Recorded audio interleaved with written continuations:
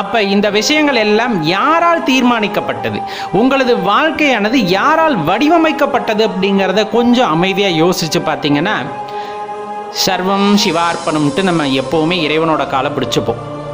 காரணம், இந்த உலகம் அப்படிங்கிறது, இந்த பிரபஞ்சம் அப்படிங்கிறது ஒரு நல்ல அதிர்வால் இயக்கப்பட்டு கொண்டிருக்கிறது அப்படிங்கிறத நல்லா உணர்ந்தவங்களுக்கு தெரிஞ்சிருக்கும். அப்போ அந்த உணர்வுகளை, அந்த அதிர்வுகளை நம்ம முதல்ல உள்வாங்கணும். என்ன நடக்குது இந்த இடத்துல அப்படின்னு தெரிஞ்சுக்கிறதுக்கு நீங்கள் அமைதியாக முதல்ல உட்காந்து பழகணும். அதுதான் ரொம்ப முக்கியமான விஷயம். அப்போ இந்த மாயைகளிலிருந்தெல்லாம் நான் விடுபட்டு காணல் நீர் போல் காணப்படுகின்ற இந்த வாழ்க்கை அப்படிங்கிறது பொய் என தெரிந்து கொண்டு, அப்போ உண்மை பொருள் யாது என தேடி அந்த உண்மை பொருளை சரணடைய வேண்டும் என்ற எண்ணம் நமக்குள் வளர வேண்டும். அதற்காகத்தான் நம் பிரார்த்தனைகள் இருக்க வேண்டும். இந்த உலகம் அப்படிங்கிறது காணல் நீர் தோற்றம். அதை உண்மைன்னு நினச்சிக்கிட்டு நம்ம அதுக்குள்ள கோபம், தாபம், இன்பம், துன்பம், மயக்கம், காமம், குரோதம் இதெல்லாம் வளர்த்துக்கிட்டே போகிறோம்.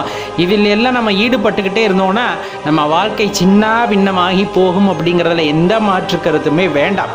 இறைவா, உன்னை உணர்ந்து கொள்ளக்கூடிய, இந்த பிரபஞ்சத்தை உணர்ந்து கொள்ளக்கூடிய அந்த ஆற்றலை எனக்கு கொடு அப்படின்னு கேட்டுக்கணும். அதற்கான வாய்ப்புகளை எனக்கு வழங்கு அப்படிங்கிறத தெளிவாக தெரிஞ்சுக்கணும். அப்போ இது எல்லாம் உங்களுக்கு வேணும்னா ஒரு நல்ல குருவாகப்பட்டவர் தேவை. குருவை தேடுங்கள். நான் மீண்டும் மீண்டும் அனைத்து பதிவுகளிலும் சொல்வது ஒன்றுதான், உங்களுக்கான குருவை தேடுங்கள்.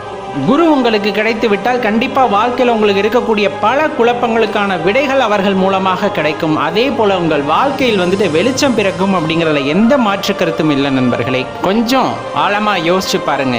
நம்ம வாழ்க்கை அப்படிங்கிறது காணல் நீர் அப்படிங்கிறது தெரிஞ்சிருச்சு அப்படின்னா நம்மளுக்குள்ளே இருக்கக்கூடிய அந்த தீய குணங்கள் எல்லாம் மறைய ஆரம்பிக்கும்.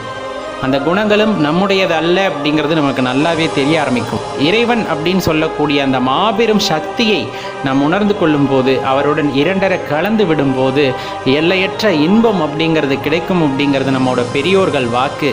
அதை உணர்ந்து கொள்ள வேண்டும் என்றால் அவர்கள் காட்டிய வழியில் நாம் பயணிக்க வேண்டும் அப்படிங்கிறத மறந்துவிட வேண்டாம்.